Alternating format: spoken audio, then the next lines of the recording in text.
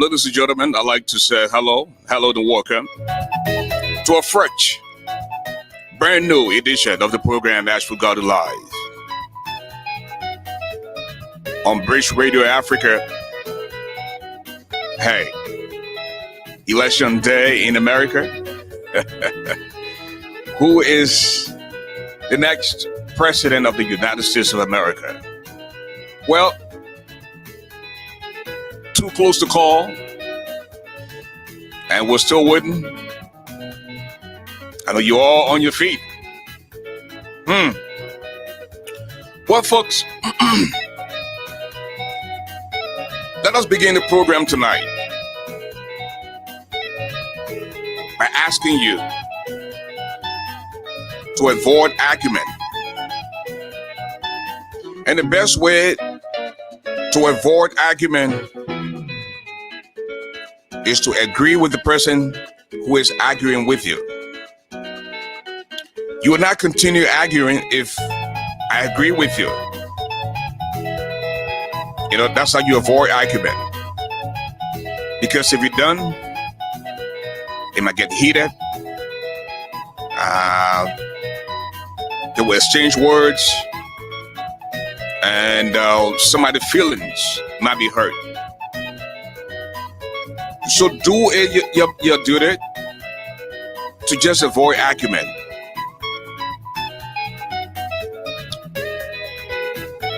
And the way to do it, for example, if you're on the phone with your partner or your wife, a husband,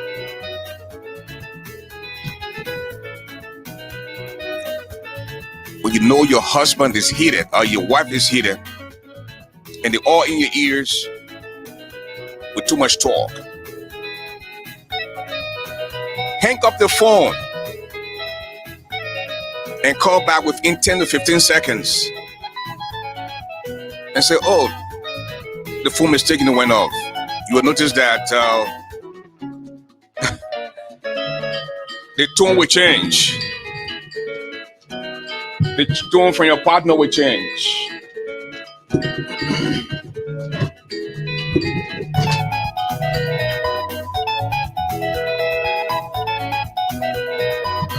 That's Zredu Grandjida Kande connecting with us.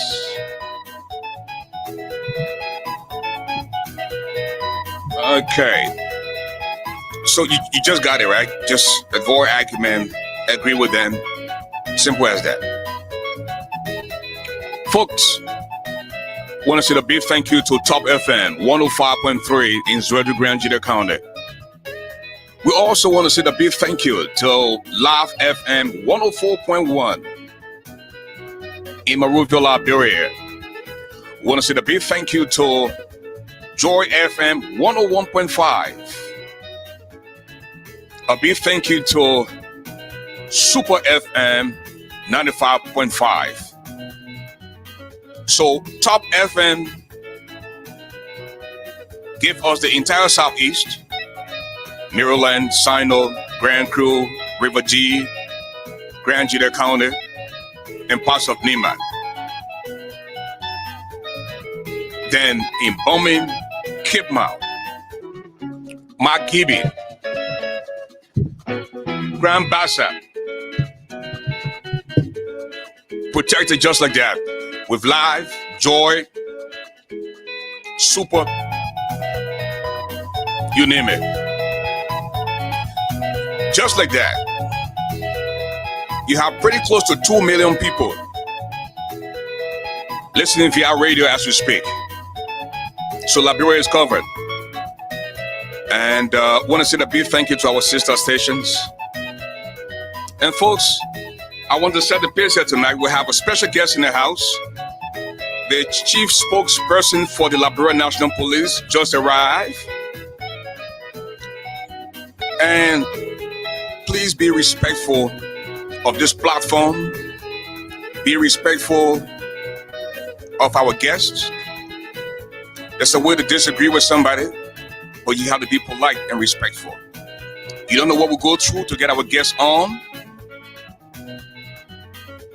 Respect the platform, respect the guests. Watch what you said, watch what you write. Please, that's all we're asking.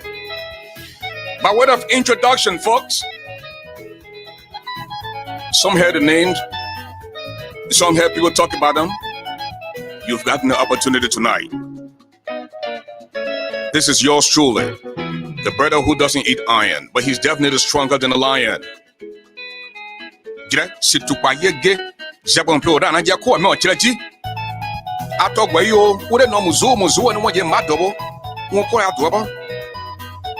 Please allow me to borrow the wordings of the wise man.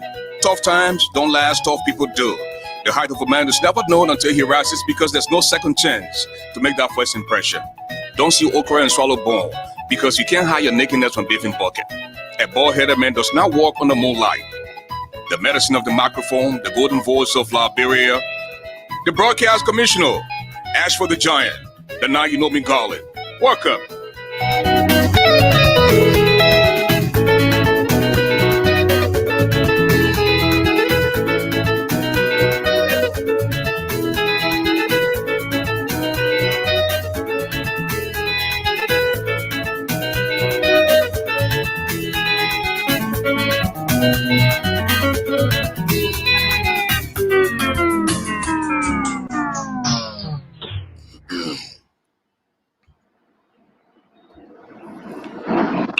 Mr. Moses Carter, hello and welcome to the show.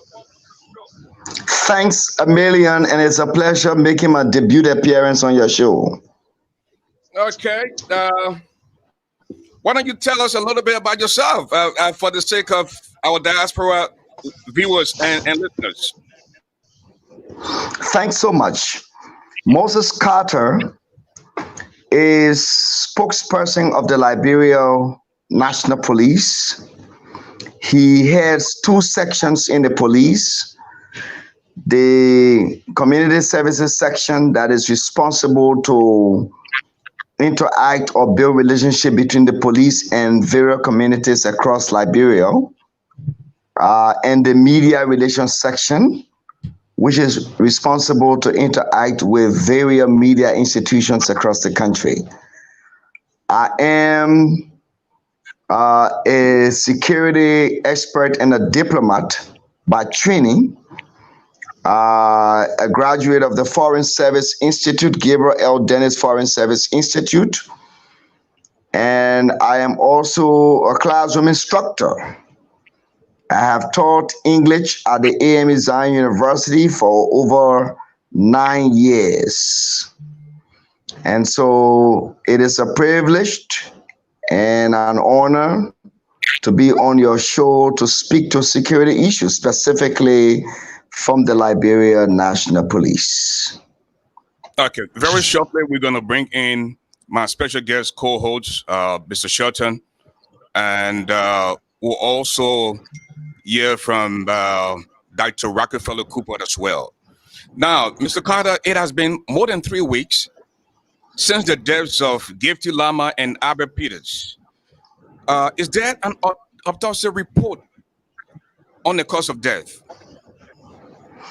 Okay, so I was privileged to have served as one of the observers when the autopsy of Gifty Lama, Albert Peters, as well as George Vambutu, and Yensua were conducted at the St. Moses Funeral Home The autopsy was conducted by two trained Liberian pathologists who were trained with the assistance of the United Nations Development Program, UNDP, in Guyana.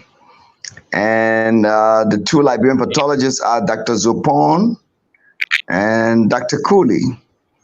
These two Liberian pathologists are really versed in conducting autopsy.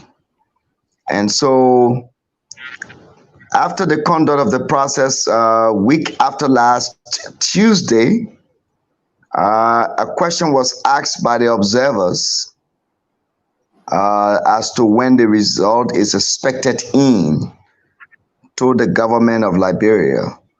And the answer from the pathologist, was that the result would have been in after 2 weeks as of the date of the end of the autopsy. So meaning, hopefully this week we are expected to get the results from the pathologists. Okay, thank you. Now that we know that, hopefully this week we'll get a result from the pathologist, according to you, correct? Yeah. Okay. That's correct. Now, what is the police doing about the alleged drowning of 3 young men connected to St. Moses? Thank you so much. From the day of the incident, when the incident was reported to the police took immediate actions, and these actions include the following. Our Bone County Police Detachment set up a team of officers, and the officers made a visit to the scene of the incident. And our officers immediately brought in 3 young men who claimed they were survivors of the drowning incident. And so those 3 persons' statements were extracted.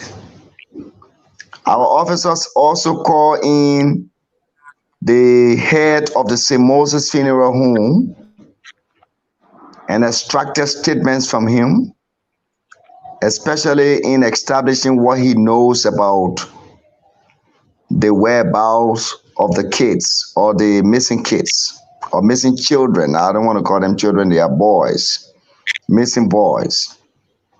And so St. Moses provided a statement. So since the incident, we have been really making frantic efforts in working with the locals in identifying the whereabouts of these boys, especially so that we heard, from the survivors of the incident that the guys drowned. And so from the date of the incident, we have been searching for them. So what we did was, as a reinforcement of our search, we sent a 25-man team, inclusive of forensic officers from the Crime Services Division. The anti-robbery and patrol officers were sent to Bone County, totaling 25 persons, to continue searching for the bodies of these boys. And last week, we were able to identify one body at the St. Paul River, and not just far from where the incident occurred. That one body was taken to a funeral home in Magibi County, and arrangements are being made for the body to be transferred to Monrovia, and placed at a funeral home where family members can have the opportunity of going to identify whether the body is one of the missing boys or not. Our 25-man team search continues in Bond County. As I speak to you, they are currently in Bond County, and we are making all frantic efforts to make sure that we can get to the bottom of this matter. All we ask the public and the family, as well as friends and sympathizers, is to exercise patience as the police conducts its investigation. You talk about the 25-man team. Were there divers included that could probably go underneath the water in searching for the missing men who are believed to be drowned? Well, amongst those persons, because you see, ASHFORD is a kind of delicate search. When I mean delicate search, I guess some of your folks will understand what I mean, because the St. Paul River is a long stretch of a river, right? So we do not really know exactly where the bodies may be found, but we know one thing we know is that when you drown and you are underwater at all length, you must come out of water. So our guys are doing what we call an offshore search. That's what we are doing right now. I must be very frank to let you know that we are doing an offshore search in making sure that in the wake of the reports of drowning, we can check all of the shores to find out whether any of the bodies have surfaced on the shores of the St. Paul River. Now, according to you, you spoke with 3 survivors. Who was the pilot of the canoe? And what were some of the things that you gathered from the survivors? Okay, so the pilot of the canoe, I'm going to send you the 3 names of those persons. I will do so subsequently. But speaking to the pilot of the canoe, the pilot had intimated to our investigators that they had embarked on crossing, the St. Paul River, and at some interval when they got to a certain area of the St. Paul, river, water began entering the canoe. That's the account of the pilot of the canoe.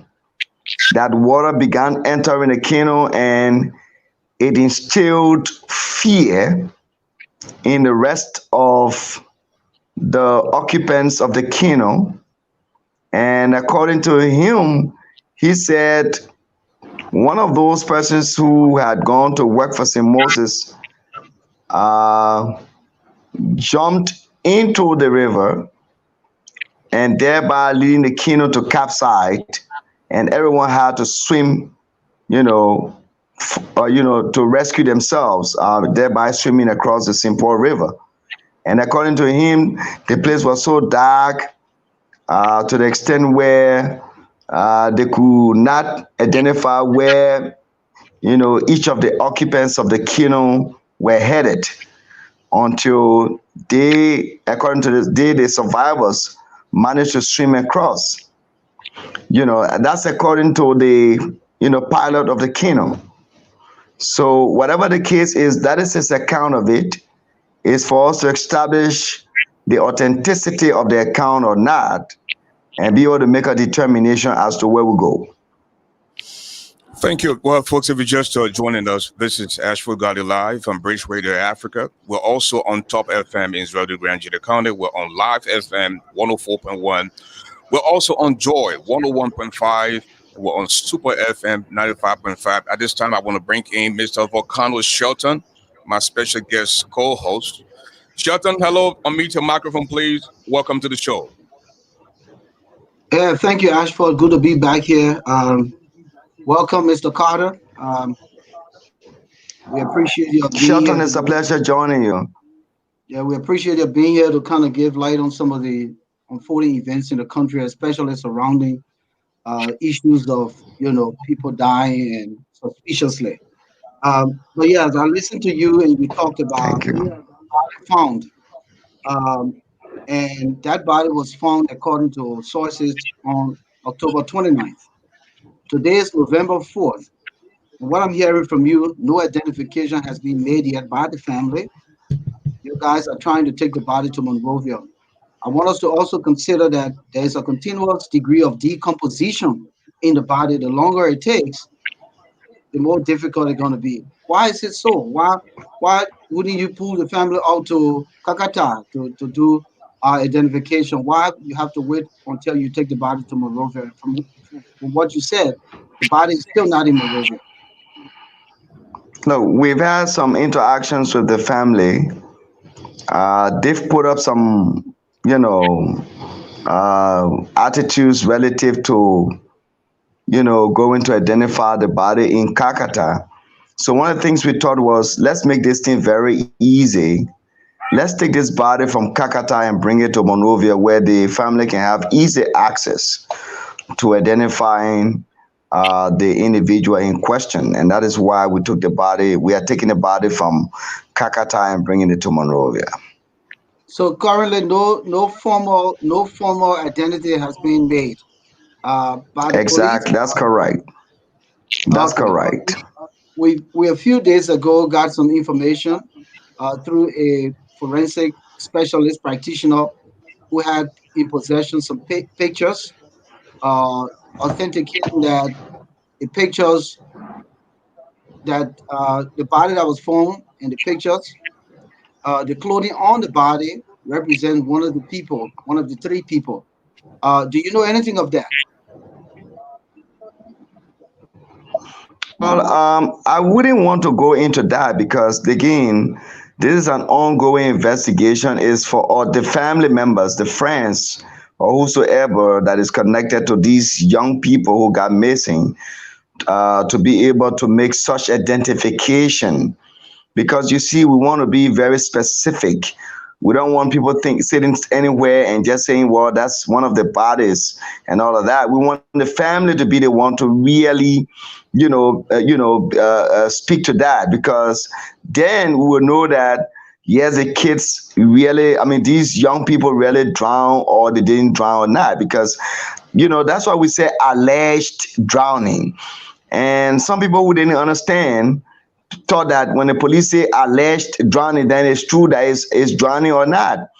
The fact is, the accounts are, in the direction of alleged drowning, because when you talk about drowning, it means that, it's death by water.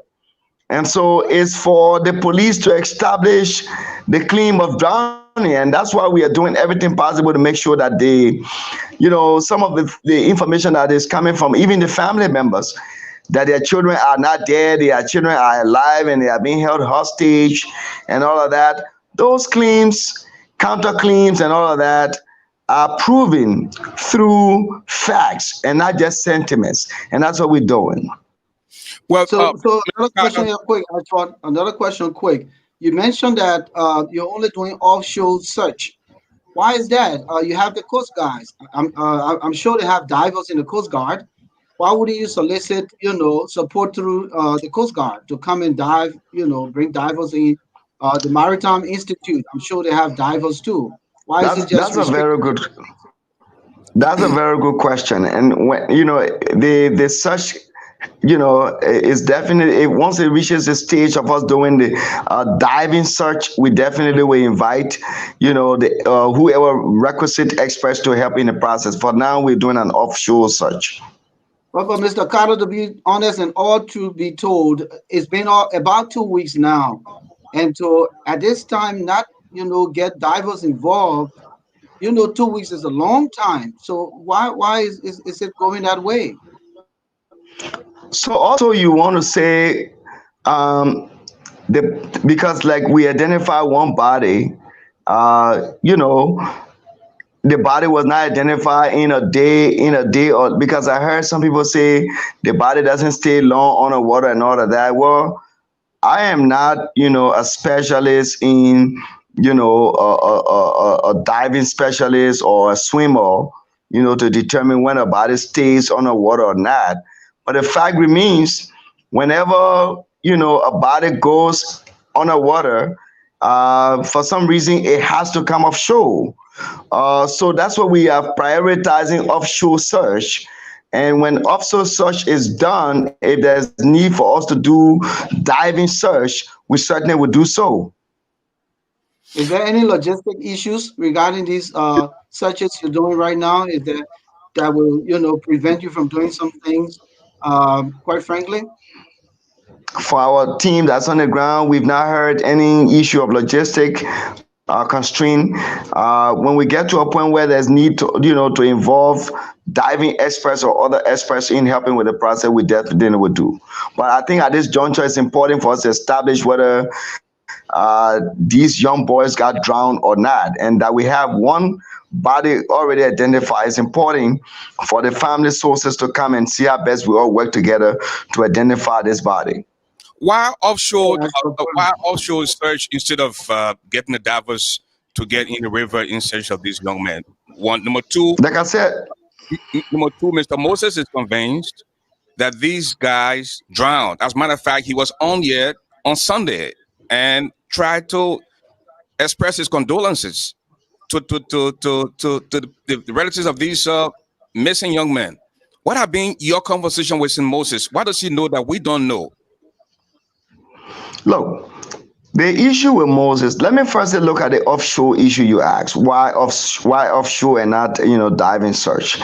Look, like I said, at every step of the way, we determine, the next step of, this search. For now, we thought that it was important for us, given the length of time and all of that, officers moving in, it's important now for us to prioritize an offshore search. And that's why we are prioritizing offshore search. If need be for us to do a diving search, we certainly would do. Let's go to the issue of, St. Moses, being on your program and, expressing condolences to the family. Whatever the case is, look, like I said to one of the journalists, ASHFORD, the journalist asked me, Moses, why were you being sympathetic with the family or empathetic with the family when the incident happened to the extent where you expressed sympathy? No, let me say this. Look, in every situation that involves any of our citizens, either losing their life, if it is either true or not, once it is alleged, we have to be more sympathetic until the truth is unearthed. So in this instance, we are more sympathetic, we are empathetic, and we look forward to the truth being unearthed. To the issue of St. Moses, I don't know on what basis, but I think he must have said so on the basis of, reports of alleged drowning. And it's for us, the police, to prove whether these kids drowned or they did not drown. And that's what we are on right now. Now, the relatives of these young men, missing young men, one of the fathers and one of the uncle, they are saying you are providing more protection for Moses than even trying to find the missing young men. Look, Ashford, I love the angle that you asked. Here is it. You wouldn't want to convict or indict, or if not indict, but prosecute, people for the wrong reason. What we do is basically on the basis of probable cause, and not on the basis of sentiments or what people think. It's not for someone to point to Ashford and say, well, I sent my son to stay with Ashford, and my son, went to do a little piece of job, he died of, God forbid, and so we should hold Ashford responsible. It's for the police to hear from Ashford. It's for the police to establish facts that will link Ashford to the commission of a crime that will lead us to, charging Ashford and forwarding Ashford to court. So just in a nutshell, our job is not on the basis of sentiments. When we send people to court, we must send people to court on the basis of facts, on the basis of probable cause. This investigation that's ongoing is to establish the claims and counterclaims. We want to know what really went wrong. And that's why we are asking the family, it's too early to start pointing finger at this person or that other person. It's for you to allow the police to do its work. and ensure that we can get to the bottom of this matter. But if we start pointing finger, oh, Ashford was there, the other person was there, you're holding and you're saying the court, that's not how it works. Now, Ashford, let me come in. Hold on, Sheldon. Many Liberians believe that they do not trust the Liberia National Police. Why don't you think that allegation is valid? Look, this is not the first time we have heard such assertion, Ashford. We have heard this time in memorial. People have said they don't trust the police, even in the very America that you stay. There are some of you who don't trust the police in America. This is not only about a Liberian thing. But the fact remains, the police administration must remain very focused in working impartially in dispensing justice and making sure that the rule of law is, implemented impartially. And that's what we are focused on doing. Well, those who have the view that they don't trust the police, well, it's for us to prove to them that they can have all of the confidence in our institution based on the fact that we are there for everyone. We are a national institution. We are non-political. We are there to serve the interests of each and every Liberian and a resident in the Republic of Liberia. That's what we are bent on doing. One more question, then Sheldon can come in. Now, crime rate has increased significantly under Colonel Patrick Sudu. Many Liberians think that he lacks the credibility to lead the Liberia National Police. You see, when we speak to the issue of crime rate increasing significantly, it should be backed by statistics, backed by figures. What are the statistics? What are the statistics? So usually you hear people sit in the thin air and say crime rate has increased. We are fighting crime head on in this country. You just recently had a situation where a journalist was killed, was shot in Bond County. In no time, we found the killer. Right? There are things that have happened in this country. We've gone beyond. Tyrone Brown was killed in this country. Another journalist on Super FM, we found the killer. And the killer today has been convicted in a court of law. We have fought crime head on. We are fighting in making sure that our residents and citizens can go to bed safe and sound. No country absolutely around the world is free of crimes. But we are bent on ensuring that anyone who engages in any act that will lead to humiliation or harass or intimidate our people, said person or persons will not go with impunity, but will be made to face the full weight of the law. Sheldon? Yeah, so Mr. Carter, people are now thinking that Mr. Blamo is playing victim. At what point will Mr. Blamo be involved in an investigation and a person of interest?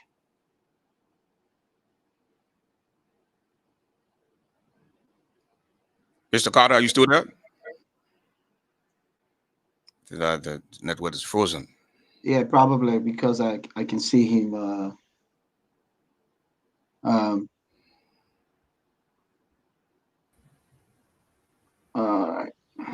Okay. Mr. Carter? Yeah, I can see his stuff buffering. He's back. So I'm so sorry that I had a call coming in. I'm very sorry.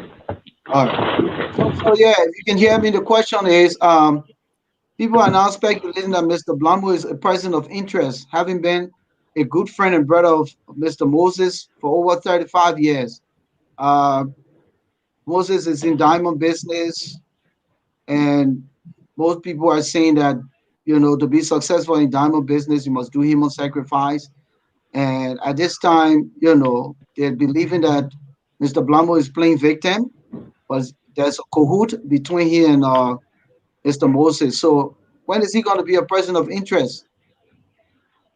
Look, these are all of the assertions that are so unfortunate with this investigation. Mr. Blamo is playing victim simply because he's connived with St. Moses to sacrifice his son. Mr. Blamo has endured a lot of recent. His history of, having his, successful kids passing off is so huge. and we empathize and sympathize with him on that. It's for So people to take sentiments out of this investigation. You wanted to come in. yeah, go ahead. For people to take sentiment, go ahead, finish up, and I'll come Yeah, in. take sentiments out of this. It's for our citizens, whether in the diaspora or Liberia, to allow this investigation to go through. Let's stop making all of the comments that could undermine the investigation. That's all we plead of everyone that's listening. Allow the police to do its job. That's all we want. All right. So you get what it is. We continue to say 3 missing young men, but apparently all attention is on Junior Ball, Mr. Blamo's son, and that of the electrician. What happens to the biker? Who is this young man? What is his identity? The third victim. My understanding is that the backer, yeah, the third victim, yeah, there are like 3.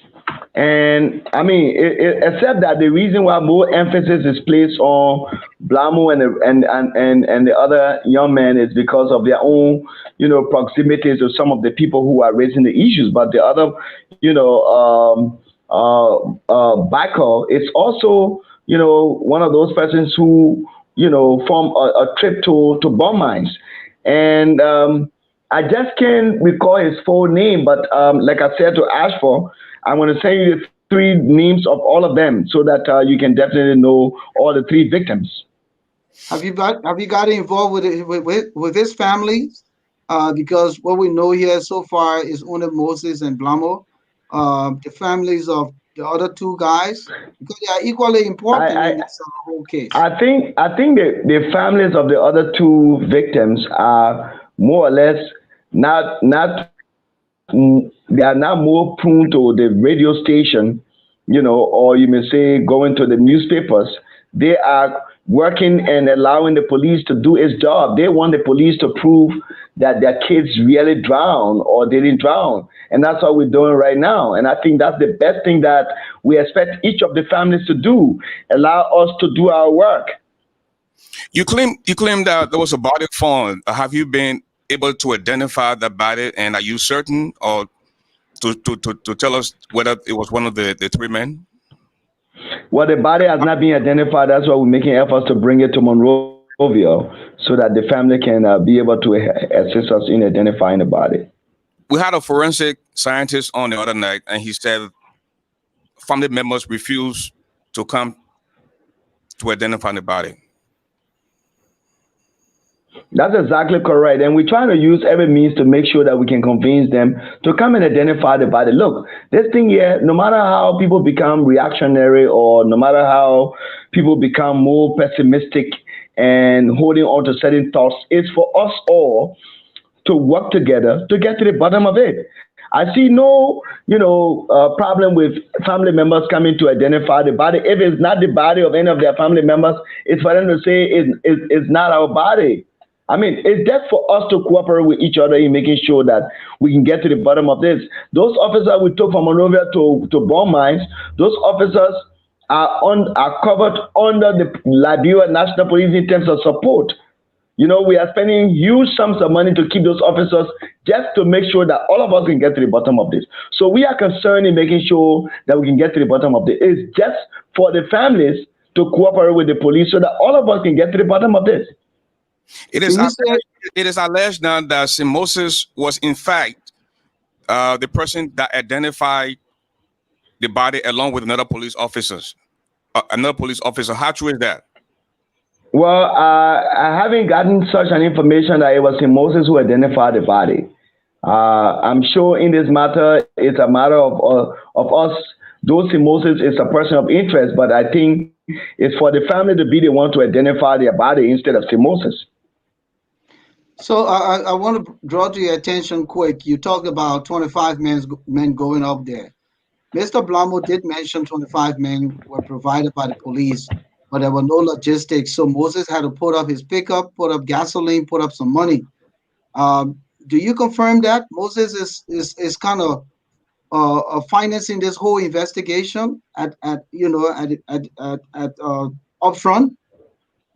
Look, even the pickup that Blamo drives or that Blamo drove to go to bomb mines, that pickup was given him by the head of St. Moses.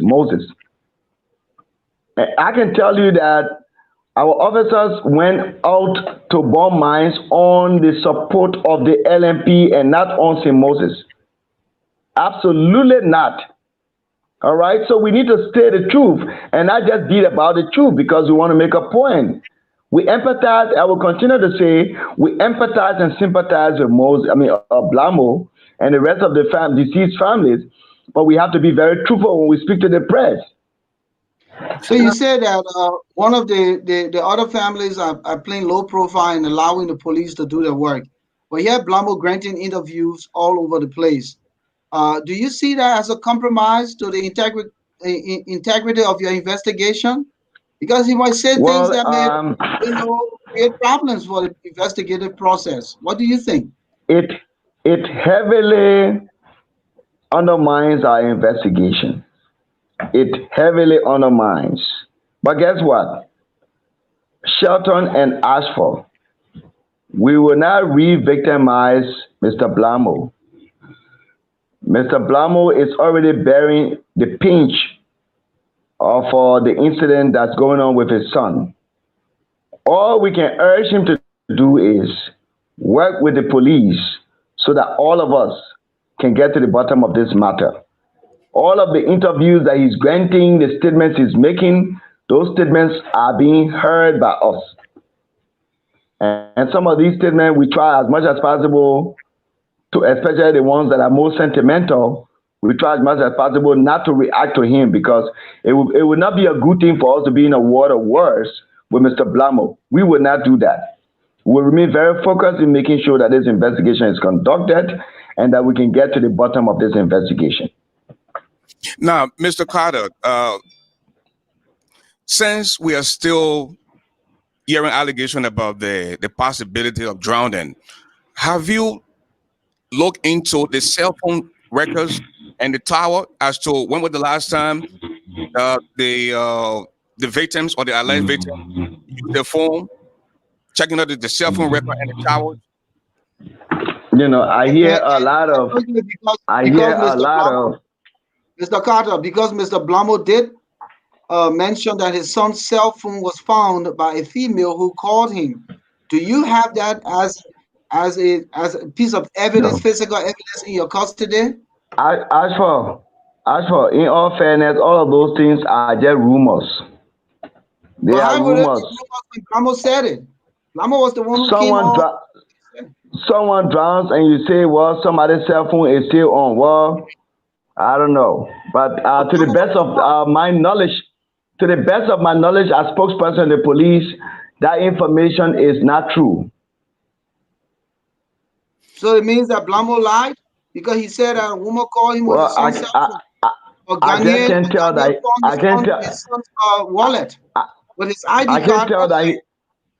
I can't tell that he lied. Blamo lied. Mr. Blamo lied. But I can tell him that.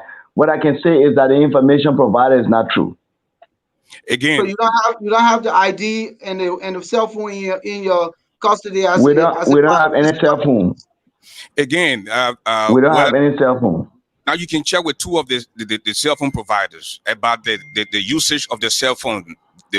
When was the last time they used the cell phone? Since you're not still 100% as to whether they drowned. Usually, when we do these investigations, as a matter of fact, ASHFORD, we take into consideration call logs. So, you looked at call logs. What was the call log able to show you? What did you gather from the call log? Well, at this juncture is for us to really look at, the officers have put in for the call log, they've gotten the call log, and they're reviewing the call log. So I wouldn't want to, at this time, tell you what they have found out in the call log or not. But what I can do is that subsequently, you and I are talking, I will have you, ASHFORD, talk to one of the investigators tomorrow. Yeah, okay, Mr. Carter. I will make that possible. You will talk to one of the investigators tomorrow. Okay, so with everything happening right now, what is the degree of optimism by your department that something going to come out of this, because the Liberian people say it's going to be another business as usual. These guys going to die and nothing going to come out of it if it's true that they're dead. What's the optimism that All we ask, justice will be served. We can assure the families, we can assure the Liberian populace, both in Liberia and the diaspora, your listening audience, that justice will be served. If anyone is culpable, and I'm saying if anyone is culpable, or if anyone is linked to the death of these citizens, they will be made to face the full weight of the law. At this juncture, our alleged drowning investigation continues. We ask members of the family to cooperate with the police so that, especially now that we have but we have retrieved one body, that they can help the police in identifying whether the body is theirs or not when the body is brought to Monrovia. Mr. Blamo still believes that the three boys are still alive, and the body, according to you, that was found could possibly be just the fourth one. Mr. Blamo and Mr. Conan, they still believe that the boys are still alive. I can say to you, ASHFORD, that what Mr. Blamo says should be based on facts and not sentiments. If his son and the other sons of the families are alive, Mr. Blamo should be able to tell you, ASHFORD, and the rest of the audience, Liberian populace, where are these people, if they are still alive. I had the opportunity of one journalist, local journalist, calling me from one of the stations called Red Power. It's in Brewerville. And he said to me, Moses, I just got a report that the boys are still alive. And I was like, where did you get that report? Who gave it to you? Where are they? We are interested in finding out where these boys are. If Mr. Blamo or whoever that knows where these boys are, it's for them to be able to tell the police the boys are at this place or that place. Where are they? If they are in a bush, which bush are they? So Moses, that's what we want. I want to bring it back to you. We have one physical evidence right now so far is that body, and that body has not been identified yet. And we talked about, the decomposition, continued decomposition of the body. What if the body becomes disfigured to the point that the family come to the funeral home in Monrovia after the body is transported to Monrovia and cannot definitively say that this is our family member? What are the kind of technology and logistics that you have in place to really identify that body in keeping with the lineage of the family? Do you have that capacity? Okay, that's a nice question you asked, a nice question. Step one is for the family first to come and identify, to find out whether the body in our possession is one of their sons. And that's one. If they can't do that, I'm going to step two. If they can't do that, then we will run every forensic means. We have to apply forensic science, which is an exact science. We have to apply science to make sure we can get to the bottom of this.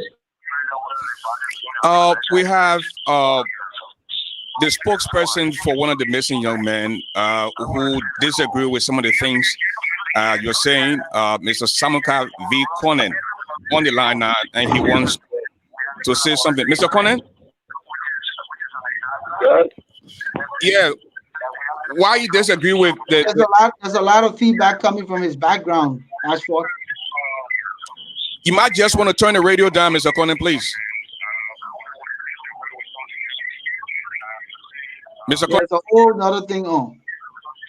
Please turn the radio down and go ahead. Or TV or something is on. It's still loud. Okay. Turn your radio down, please. Thank you so much. Okay, go ahead. Yes, come in. Am I ready to tell it now? Yeah, you're live on the radio. All right.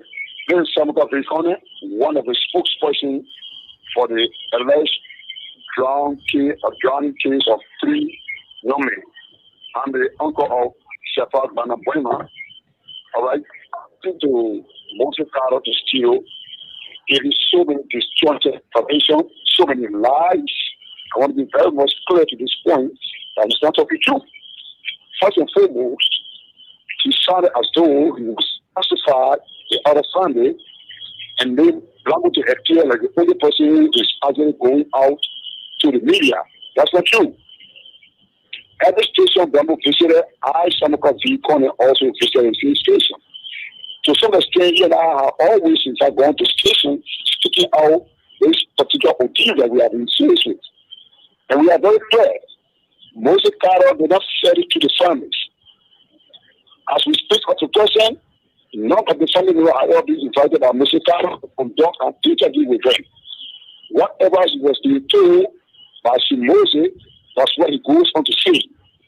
Besides, there are instances if the police is really interested in establishing facts regarding this drowning being purported, they would have actually contacted the family because we made first seeing the situation on the crime scene. 9 days after before Patricia called the family members in the conference, what we observed, the first thing there is for Moses Carter to refuse admitting to the fact that a man who was brought forth as the owner of the canoe, there is something he said that is in contradiction to what Moses claimed regarding 6 persons were on board the canoe. Only to realize when the individual was brought forth as the owner of the canoe, he made the world to understand that only 2 persons can ride onto his canoe. What then was the essence of that lie from Moses, claiming that 6 persons were on the canoe that capsized? There is a need police people to establish the cause of such a lie. That's 1. 2, for Moses to have made Blandy to understand that there was no need for him to have gone to the bush because we had a power devil there. And when we took Zanzan Kawa with us into the bush, we came to realize that there was no power in the entire bush as confirmed by Zanzan Kawa. There must be a reason behind why Moses lied again. Another incident there to have produced 3 individuals have been survivors who he considered to be locals of the 3 villages around there. In our investigation in Jibos, we came to realize that they are workers on the Nagi Creek. All these lies are sufficient reason for police to get much more concerned and curious why these lies are being told by Moses. To make a report that the family is actually good, but the partner is actually the family as well. And let me say this, to pretend as if all is well, the police or the state is working in defense of the citizenry, that's a lie. You see, one of the tell you that nobody should actually say anything that has to do with the police not being effective or the people don't trust the police. Music artists should be able to be objective, realistic, and honest with his own conscience that indeed the police is not being trusted. Now, Maruba of facts, saying 10 or 20 years or back, you could walk in the street and Maruba 10 years to a 1 o'clock. But now, as soon as it's 8:20 to 9 o'clock, all the streets are empty because of fear. The number of killings that have been taken are the way people are dying. Moses Carter is sitting in the studio or responding to him to appear that people are lying. These are facts.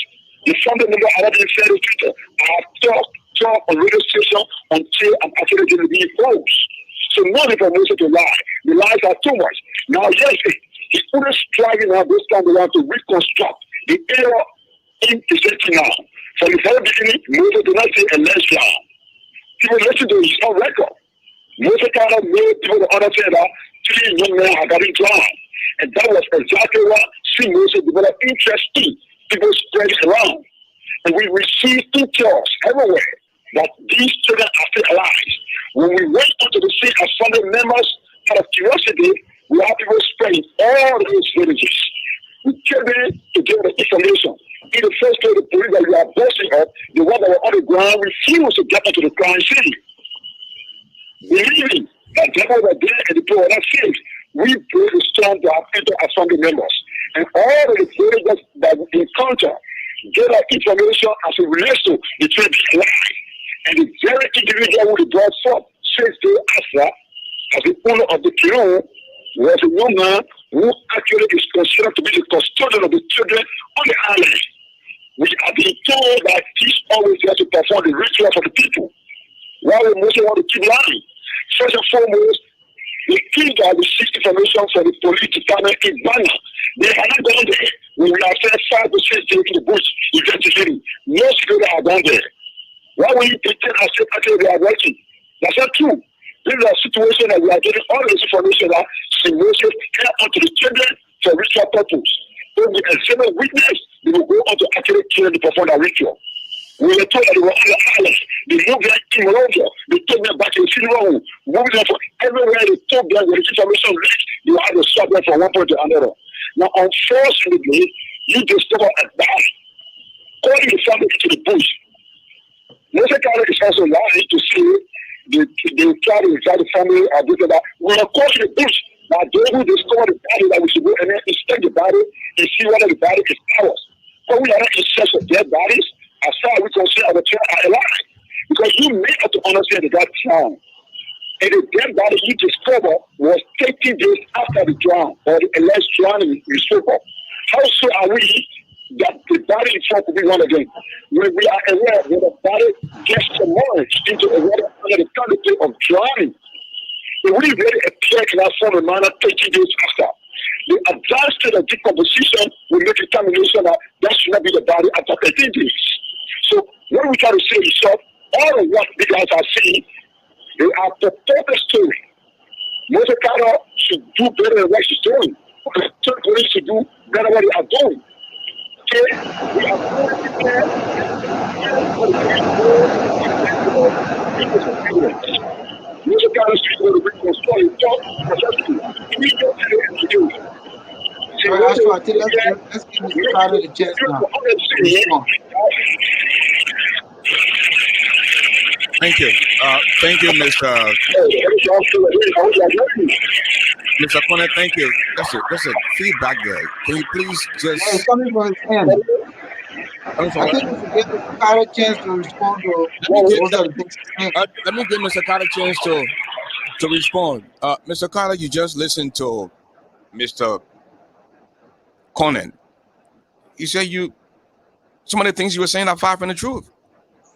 You just say everything I say lie. Yeah. Oh. Everything I say, I mean, just all a lie.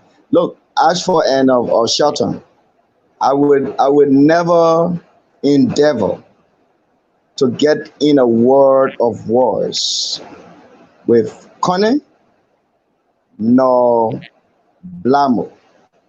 I can understand what they are going through as a law enforcement institution, as spokesperson of this institution. I will continue to empathize with them and can only urge them to continue to cooperate with the police so that we can be able to get to the bottom of this case. All of the assertions being made about the kids, not being drowned, they are being held hostage, and all of that are things that I see. They are more or less things that we need to go beyond. It's one thing to say the kids are alive, but then the question could be, where are they? Which bush are they? Can we all go to those bushes? Have you tried going there and people stop you from going there? So those are things we need to find. Look, when people are going through a lot of pains, we need to be, a little bit courteous of the way we address them. So I can only say to Mr. Conner, I will continue as spokesperson of the police to empathize with you people, and I will continue to ask you to cooperate with us in making sure all of us can find out whether these children really drowned or they didn't drown. And one of the ways to do that is please cooperate with the police so we can identify whether the body that was found, is one of the bodies of the children that we are not the children, but the young people that we are looking for. We really appreciate we can have that cooperation from the family, even if the family think that they don't care about going after bodies or not. But the fact that the case we are investigating is an alleged drowning case, please come so that people will not say Why didn't you go there? Why didn't you go to identify the body? It's important. If the body is not your body, say it. Say the body is not our body. But to stay away, and he talked about the issue of, me trying to say it was only Mr. Bo that's been to the radio stations and the other family members are not doing so. You people ask a question. Why is it that everything is focused on Blamo? And I said, perhaps it's because Blamo is one of those persons that's reaching from one station to another. But the other family are cooperating with the police and they are interested in the police, conducting this investigation and getting back to them. So if Samukai is one of those persons that's on one station to another, that's fine. But all I can say to Samukai, our investigations are not conducted, on a radio station only. I mean, the journalists assist in investigations, but they do so with sharing of information to investigators. It's not for anyone to go on radio station and make, conclusive statements, without even the police coming to the police to make those statements. Thank you. Thank you, Mr. Carter. We're going 1 hour now, and folks, I want to say a big thank you to George FM 101.5, Live FM 104.1, Super FM 95.5, and of course, Top FM in Jordan Grand Jide County 105.3. Let us take our plea to the Liberian people. So go to the telephone lines. The number to call is 248-979-1718. That's 248-979-1718. Shelton? Yeah, Mr. Carter, I know that it's hard for you, but let's be practical here. Why do you think these people continue to hold a conviction that the loved ones are alive? I will never tell you why they hold that conviction. You know why? No, tell me. That's because I don't speak.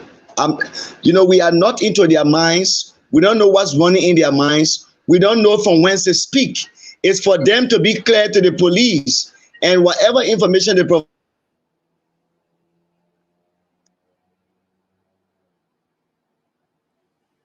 It's freezing again. Yeah. Apparently, maybe getting a call. Right. Yes, I've already canceled that. So I'm saying we don't read these people's mind to know from whence they speak. It's for them to be very clear to us. That's what we want.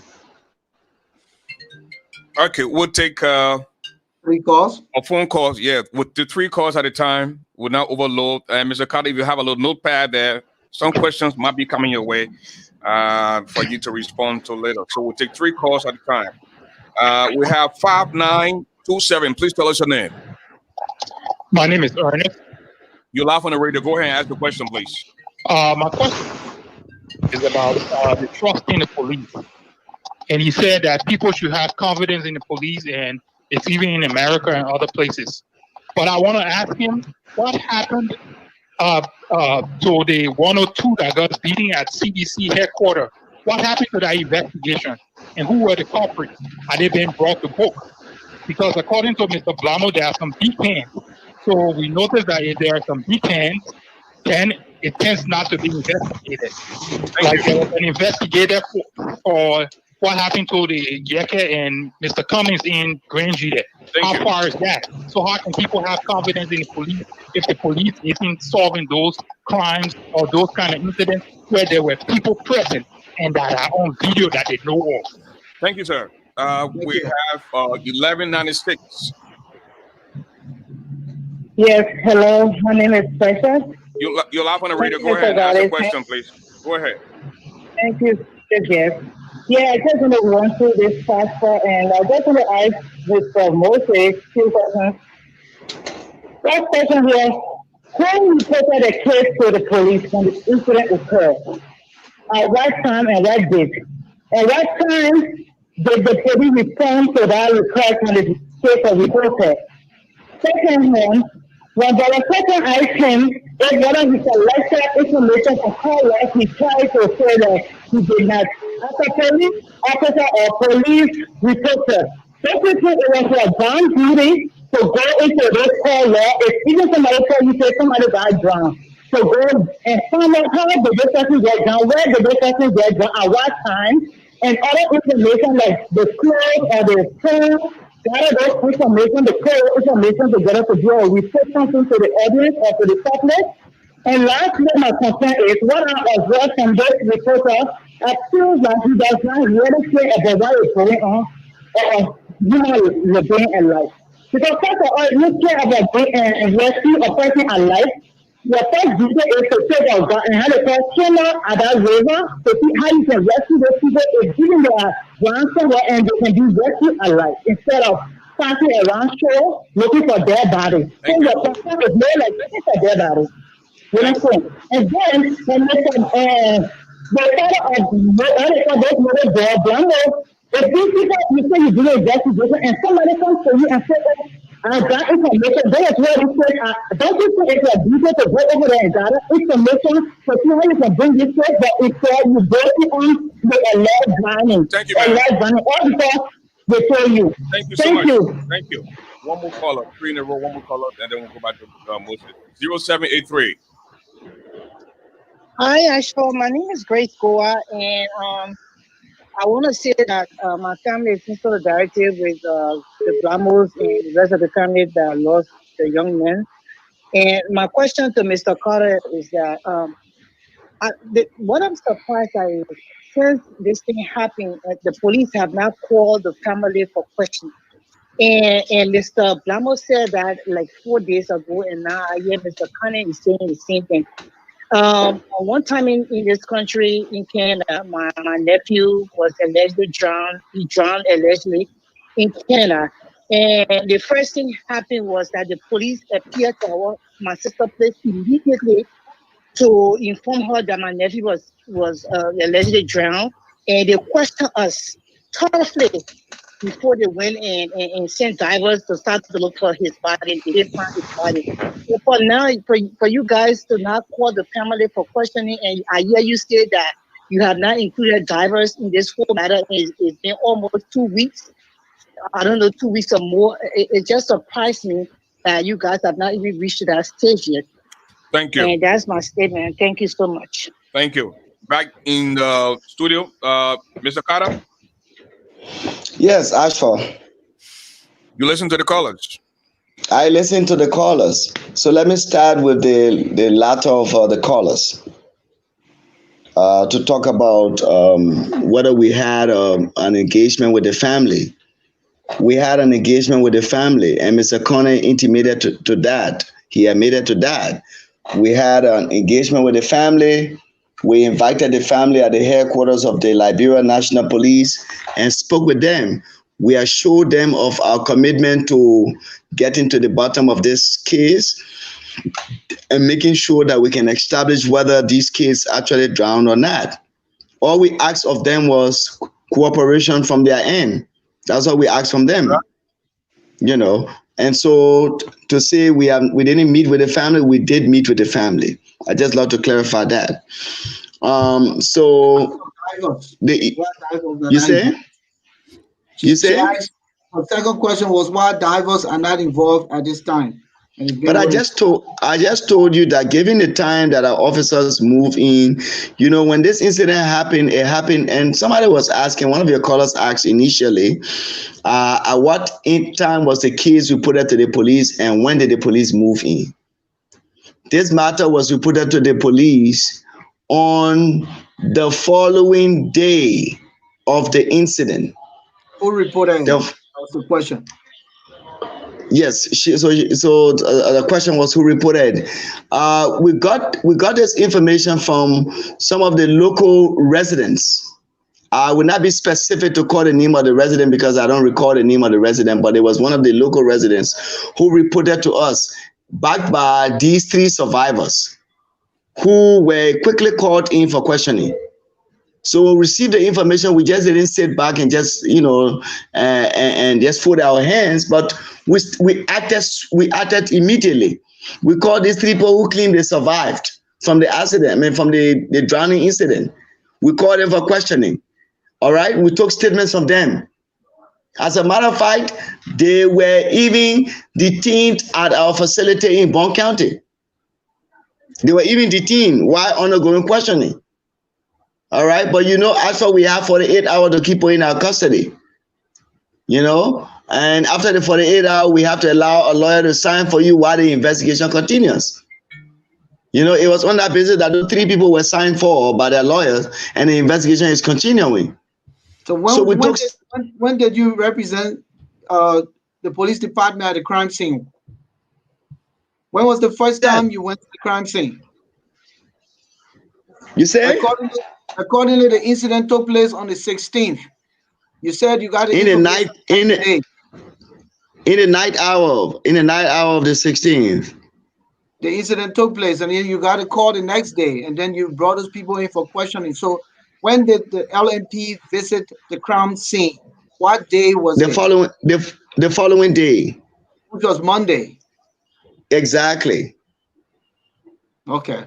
And then no, actually, the first question had to do with the unresolved issues or the public issues with Yaka Koluba, Ellis Cummings, and another guy.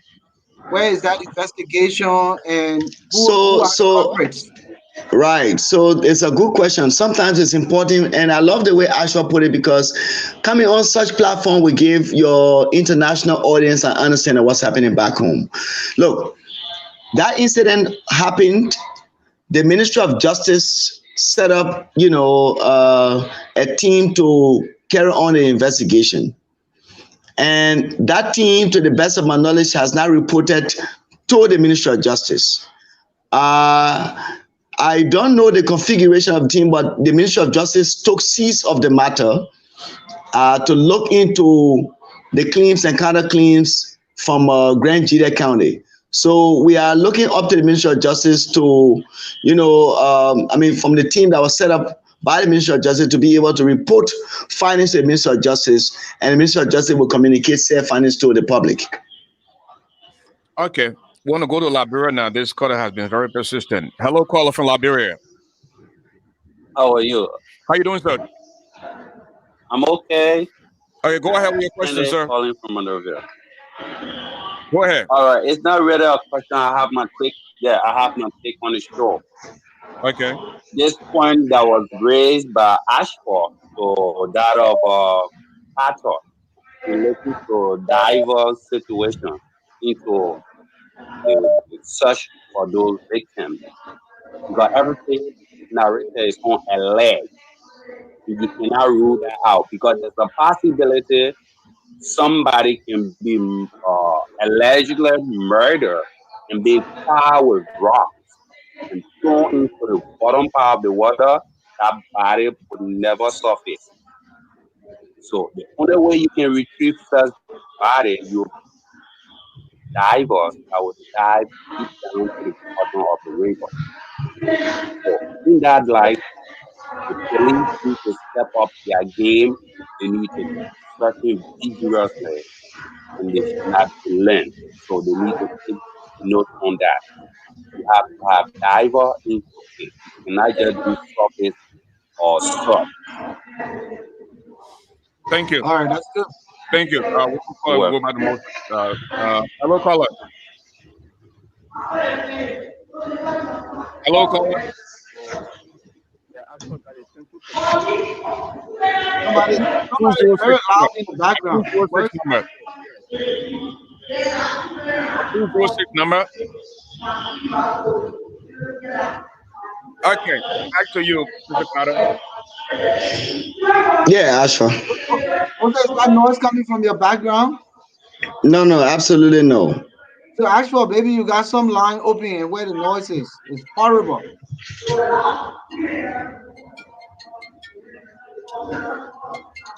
From some. There's one of your callers who will be in queue. Nobody is in queue. Hello, caller. Hello. Yes, sir. Tell us the name, sir. Yeah, I'm calling from Seattle.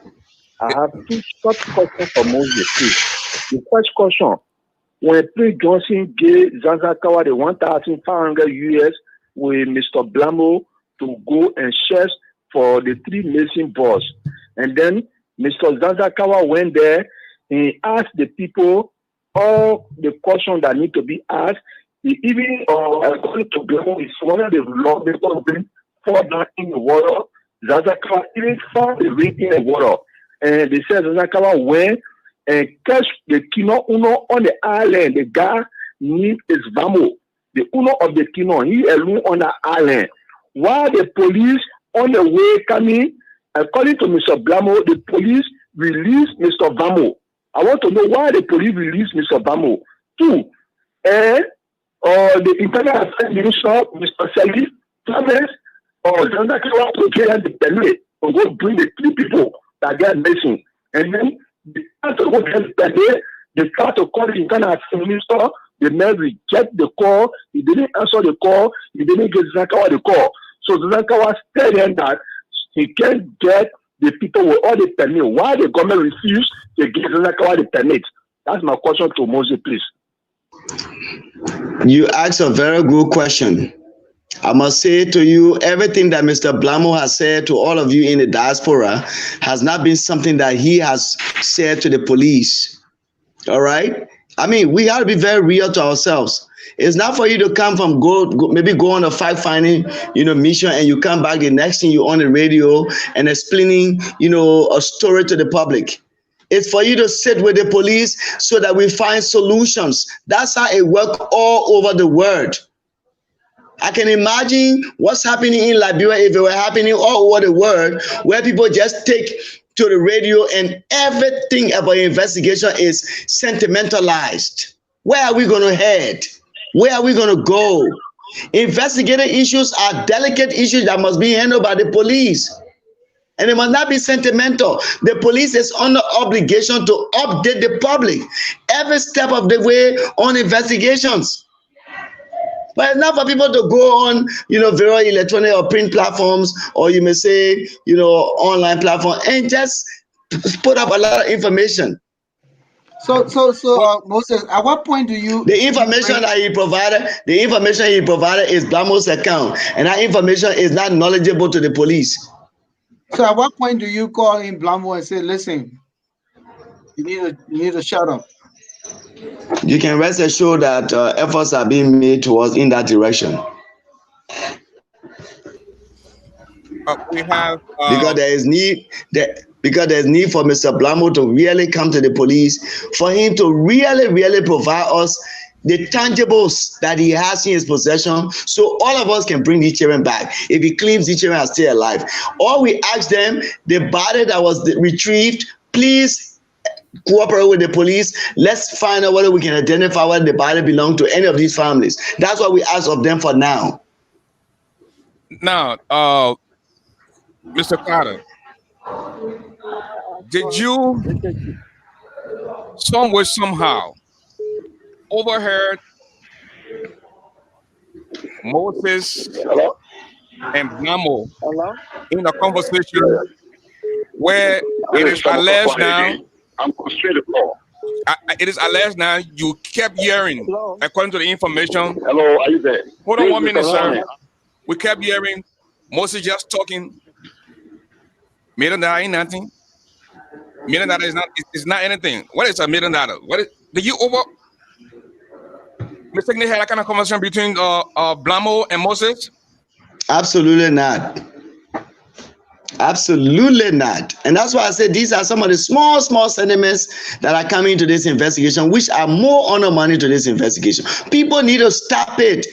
Blamo, Kone, all of those that are taken to various radio station is so much unprecedented that when police is conducting investigation, instead of people allowing the police to do its work, every small thing they on the air. That is totally unacceptable. Mr. Carter, at any point will you be willing to bring Blamo in your space on this platform? Why not? You are welcome. Okay, all right.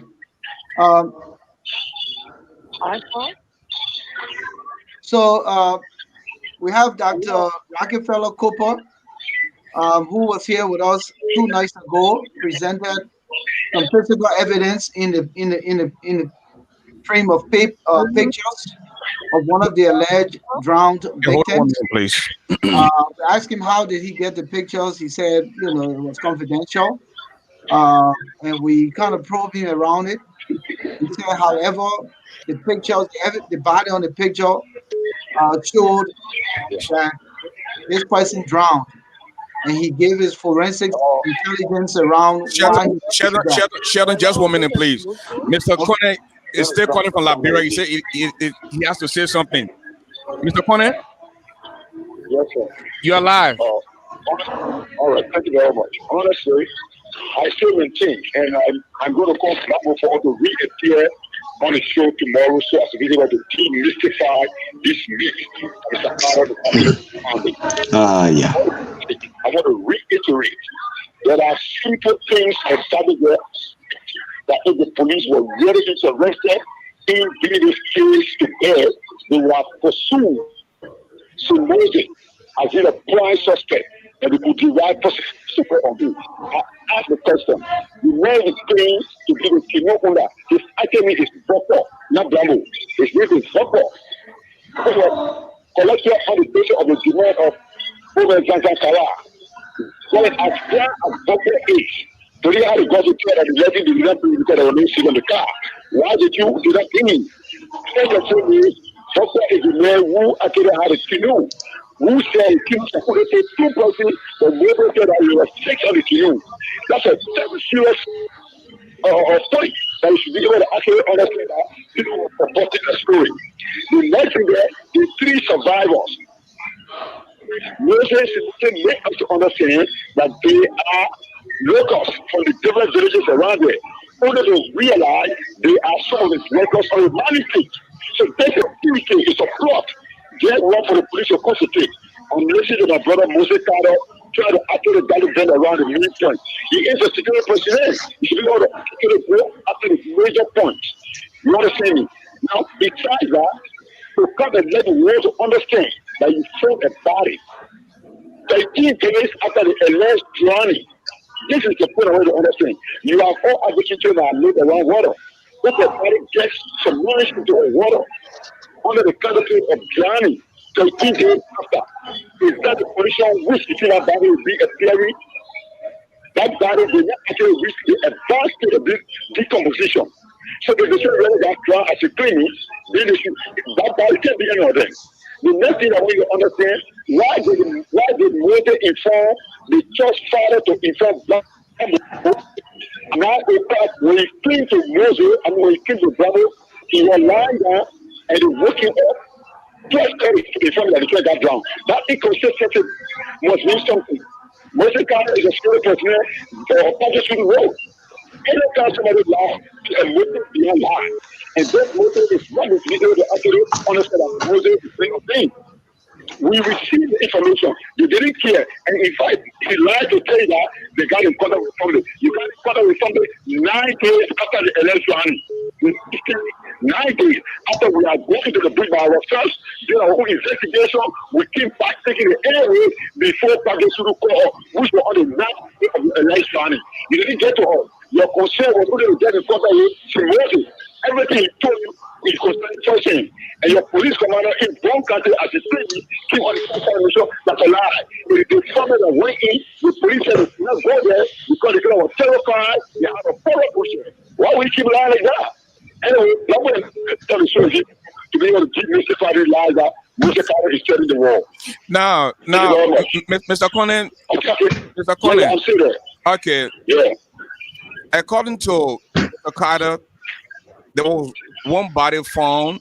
They are not too sure whether this body matched one of the missing men. But Dr. Rockefeller Cooper is here, and he said the body is believed to be that of Safar. And according to Moses Carter, they called from the members and they refused to come and identify the body. How true is this? That's another lie from Moses Carter. Police have never ever invited any of the family members. Look, Moses Carter, stop lying. If you come this way, you need to go to the church very ugly. We are seriously trying to appeal to the court of the police. In fact, since you took our number for that particular meeting, you understand that you're going to keep us updated. Whatever information that you're going to call us. From that day, we have been applying for the court party soon. Nobody can even enter our phone. They say, call family member. What's such a lie? That's a lie. Thank you. That's a lie.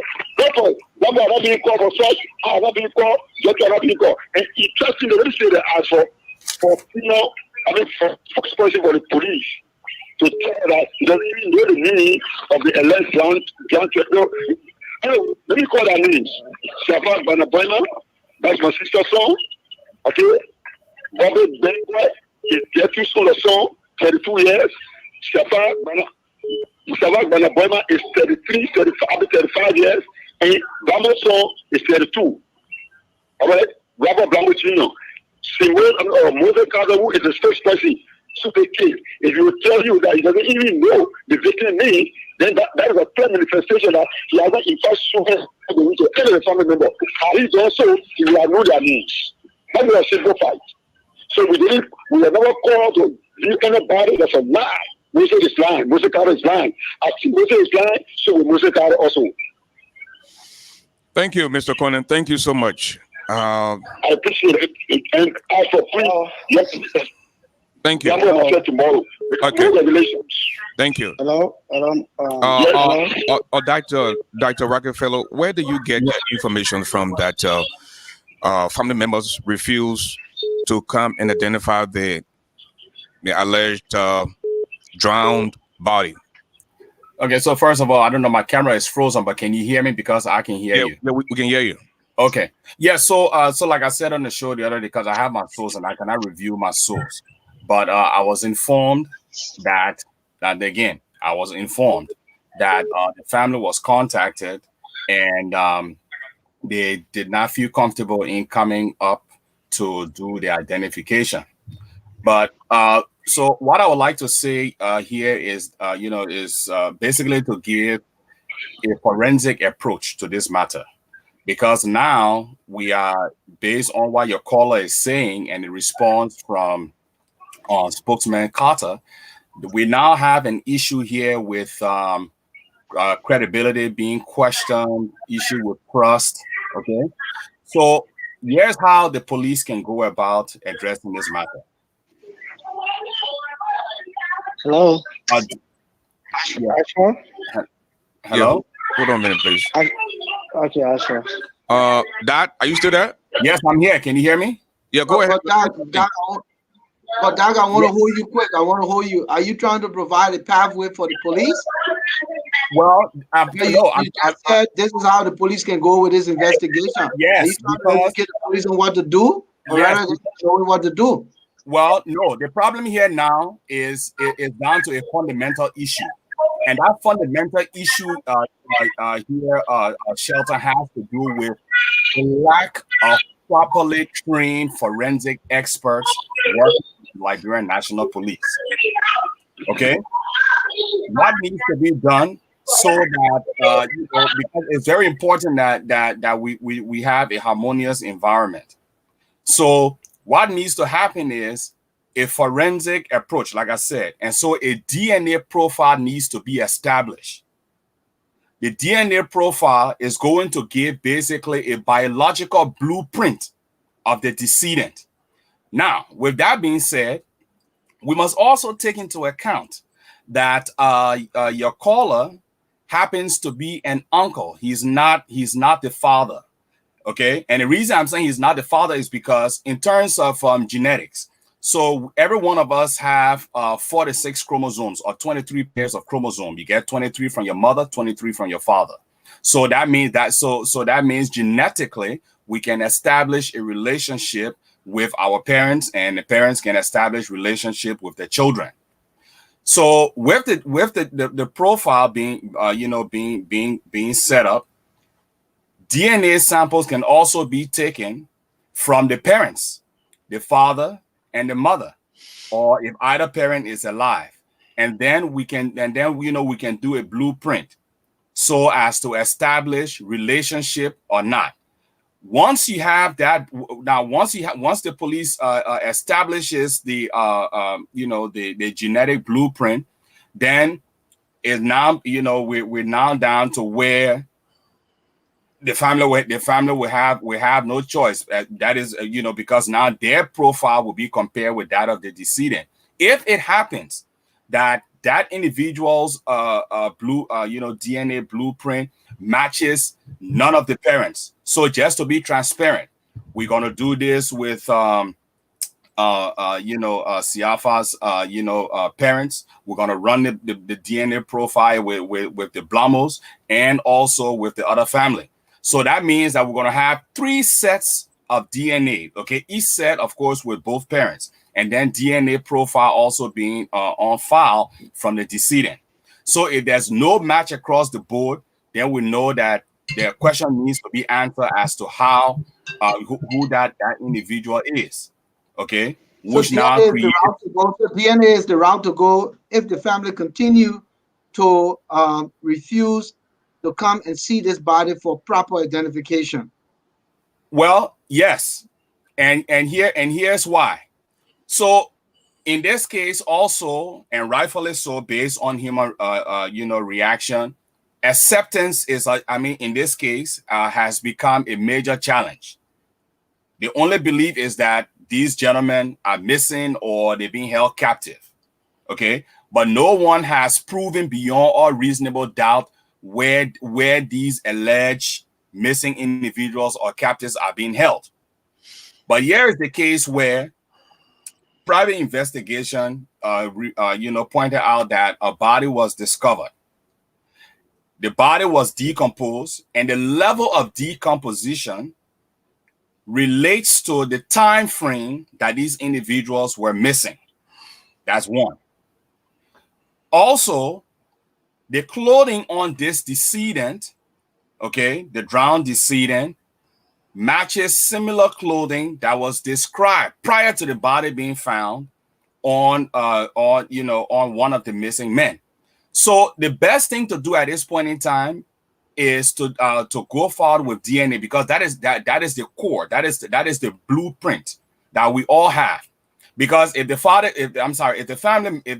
go and look at the body and they say, well, this doesn't look like our son, our nephew, our grandchild, whatever the situation is. From what standpoint, how familiar are they with viewing decomposed bodies? In their mindset, they only remember the person as they look. Okay. And from a sentimental standpoint, that's why, sometimes even when people died and the body was discovered late, meaning they were decomposed, they have a closed casket because family want to remember the person as they knew them. Okay. So with this being said, that's going to address a lot of things, because now we're looking at the integrity of the Liberian National Police. You hear people calling that there's issues with trust, and that should not be the case. But again, in order for that to not be the case, what needs to happen is that professionals need to be hired to render expert services. So that's where we are at this point in time. The police is in possession of the body. Tissue samples can be retrieved and sent to establish a DNA profile. We do it here all the time. All right, so Cooper, last time you were here, we surmised that you were probably contracted by Moses to come in. Even some of the callers kind of quizzed you on that. Today you provided some kind of pathway for the police. Have you reached out to them? Since you're also suggesting that they come in with some trained private forensic scientists, have you reached out to them, considering what you know now regarding this case? No, I have not reached out to the police in recent times. The reason why I'm making this recommendation is because, first and foremost, I am a Liberian. Okay, and in all true fairness, if I have the technical knowledge or the expertise to address critical situations like these different cases that we've seen in Liberia, which are so with the right person, individuals on ground, they can be easily resolved. I can't help it but to proffer different recommendations, okay, or steps that can be taken. Everybody who's listening to the program tonight, imagine if a foreigner was listening. the first thing that's going to come to mind if I was a foreigner is to say that, the police, the Liberia National Police, is not providing adequate services for its people. Okay, hold that thought. Is Moses Carter still here with us? Ashford? He left. Perhaps, I mean, the network problem. He left. He's not here with us. Time has caught up with us, and we're gonna take these few calls, and then we can just wrap it up. But again, Mr. Conan is on the line again from Liberia. Mr. Conan? Yeah. Okay, I listened to my brother talking about the dead body again. He said something, and I want to come down to this one. Let it be made to know if at all on the dead body discovered to have a resemblance or trouser that one of these. You see, actually, the question there is, why would the dead body discover we only have trouser on and no shirt? And when you have on shirt, to have them ground, as soon as you have to go beyond. If only trouser was there, I got a copy of the dead body we're talking about, somebody zoom it and then send it to us. Why would the dead body only be having on trouser and no shirt? It's about how on shirt and trouser. That is not correct. About that. So I need not be your father or mother before, because you're talking about the person who spoke was just an uncle, and you're talking about DNA special, whatever you talk about it. That's not the issue. We're talking about establishing as to whether these people were actually, or even if they got drowned, did they get drowned without being tampered with?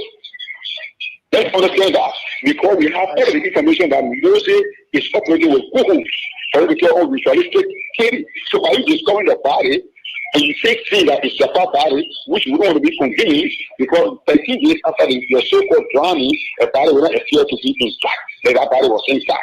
And if you think it's a body, then why would it be having transfer on the low sites? Can I respond? I saw. Yeah, go ahead. Yes. Okay. So, what was his name again, so I can address him properly? Mr. Conan. Okay. Yeah, Mr. Conan. So first and foremost, let me say this. I understand how you feel, but I'm coming in this matter. I'm coming from a professional standpoint. Now, the fact that I refer to you as an uncle is not to put you down or to make you feel like you are of no importance. But you see, everybody on this planet, we all have a unique DNA. Okay.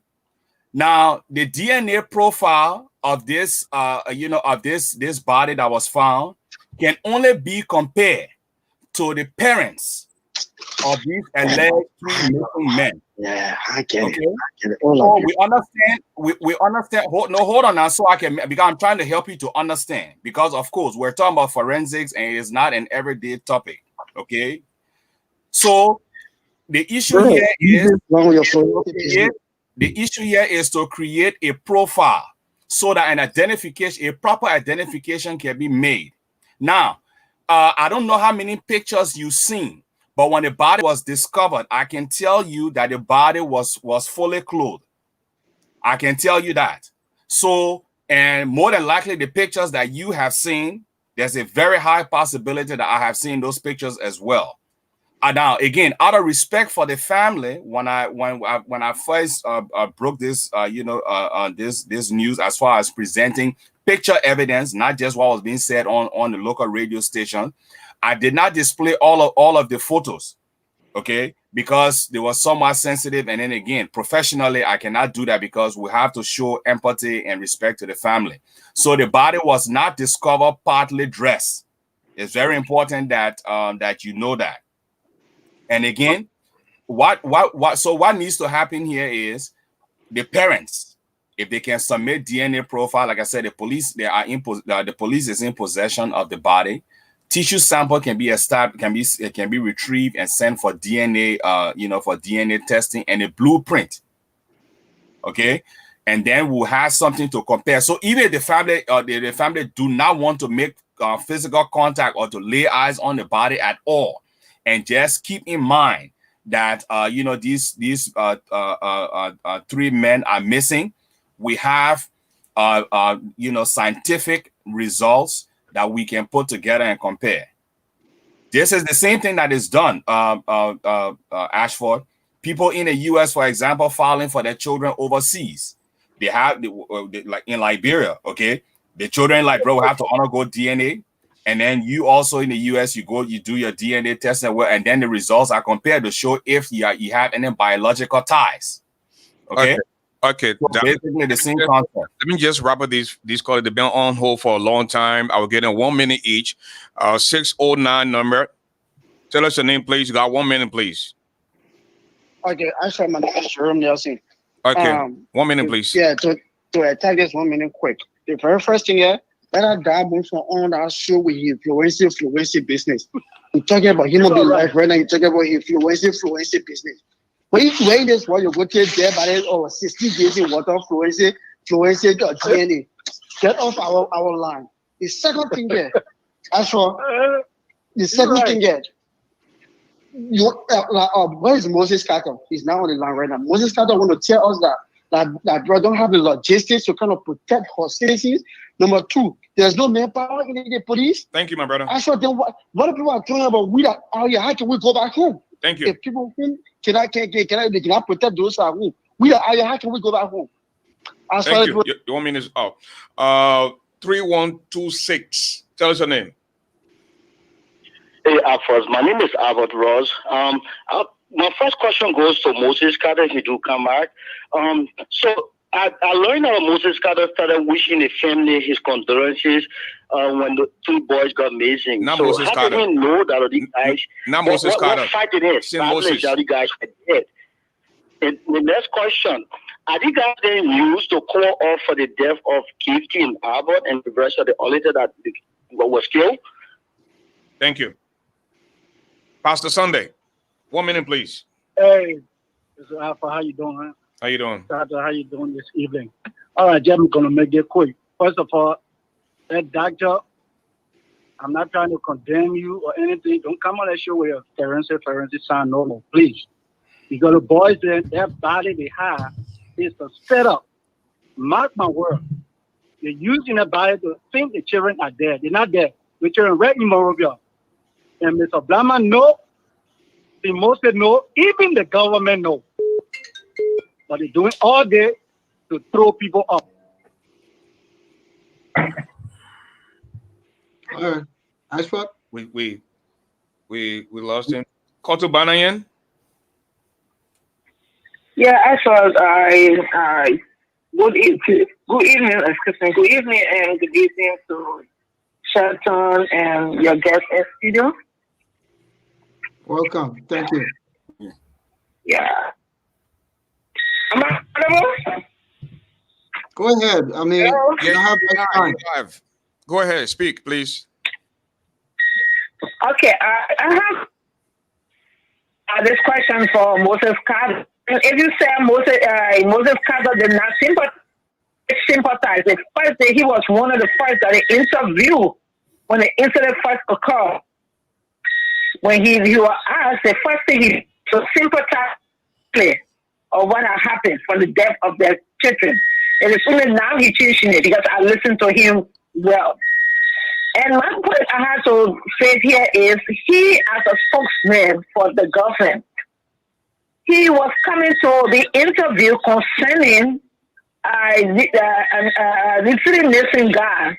He wants to tell me that he's not well informed or he doesn't care to have information in relation to these guys after he was informed that he's coming for an interview. Because for every question you're asking him, he is like referring to another person. Then what makes him spokesman for the government? Thank you. Because he's not informed. He should not come to defend an institution where he's not informed. He's not well clothed with the information concerning these people. Thank you so much. Thank you. Abraham Sanon. Yeah. You're live. Go ahead. Mr. Garley, thank you very much. Thank you for the show. We appreciate the good job you're doing for our country. Mr. Garley, is there Rockefeller on the show there? Yeah, that Rockefeller. Mr. Garley, I beg you. Why you keep bringing them on our show? That man is not credible. Rockefeller is just saying something that you don't even know what he's talking about. Rockefeller is a pay agent. That Rockefeller will sit down. We'll make sure that those boys come to life. They are not dead. They stay alive. Thank you for your show. Thank you. Okay, we got Mr. Moses Carter back on the line, and I'm pretty sure he's been listening to the show. Mr. Carter, you're live. Go ahead. Thank you so much, Ashford, and I'm so sorry to the rest of your listening audience for slipping off. We understand technology. Yeah, I know. And so I can say to all of your listening audience, all of us are interested in getting to know what really happened. But the only way we get to know is on the basis of people, desisting from putting out information that has not even come to the police. I will urge Mr. Connor that's on your show today, I will urge him, along with Mr. Blamo, to take off their time to come to the police headquarters. Okay. We're listening. He's frozen again. We're listening to you. He's frozen. So Ashford. Yo. Hello? Man. Yeah. Are you back? Hello? Mr. Carter? Mr. Carter? Yeah. Yeah, I'm back. Yeah, go ahead. You want Mr. Conan and so I will urge Mr.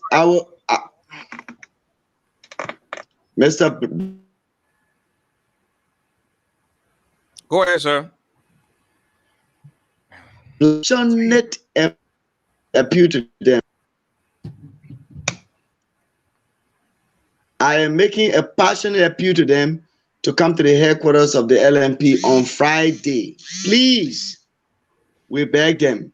It is important, and I can assure you that as they come here, they will meet a team of our investigators in Monrovia, our headquarters, where we can look at all of the issues that they have been saying on the radio, and then we can look into that. But I plead with them, please come. Nobody's going to do anything to say, oh, we're going to put you in jail or do anything to you. You guys are, going through serious situation, and we are interested in helping you. But every now and then going to the Viewer radio station or going to the onlines is not going to help the situation. All of us need to work together. I am begging Mr. Conant. I am begging Mr. Blamo, please come to the police headquarters on Friday. At any given time you want to come, we'll definitely open up to you, especially during our working hours. Well, Mr. Carter, I want to say a big thank you to you. And please do not make this your last time coming on here, because we depend on people like you to provide. No, but we didn't talk about the other one, about the one that happened in Bond County. We didn't talk about it. I know. We'll about to touch you before we go tonight. You said a body was found in Bond County, a journalist that is believed to be a journalist, and you found the person who possibly killed the journalist, correct? Correct. Okay, bring us up to speed. And that person has been duly charged. We charged two persons today. We charged one with armed robbery, and we charged the other with murder. Henry Tucker was charged with murder for the killing of journalist Chris David Brown. What happened? Do you know? Well, we received this information of, one of our citizens who were lying in a swamp somewhere along the Lofa Road in Bond County. And so our officer moved in, and the person was identified to be a journalist called Chris David Brown. And so there were a lot of tensions in Bond County as to who committed the act. A coroner inquest was, established, and from the coroner inquest, it was established that the journalist shot with a single barrel gun. And so the police launched investigation into the matter, and we got the call log of the journalist and went into the call log and found out that one of the guys he had been teaming up with, of course, prior to the demise of the journalist, called Galawolo, Prince Galawolo, of course, was one person that we needed to contact.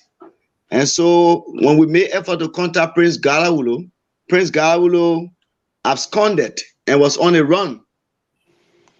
We made efforts and got him, Prince Galawulo. When we got him, Prince Galawulo told us that he was with the deceased journalist on the night when the journalist was shot dead.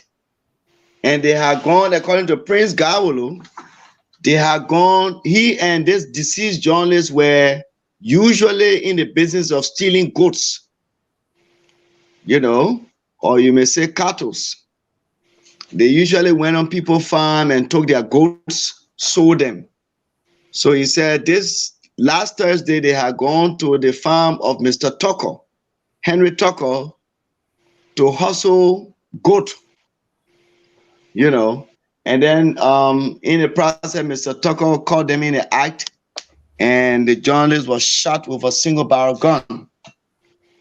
Mr. Tucker admitted to shooting the journalist, but said too many times his goats have been stolen from his farm, and he really didn't know who was doing it until he saw these two unidentified men who went to his farm, and he had no option but to shoot one of them.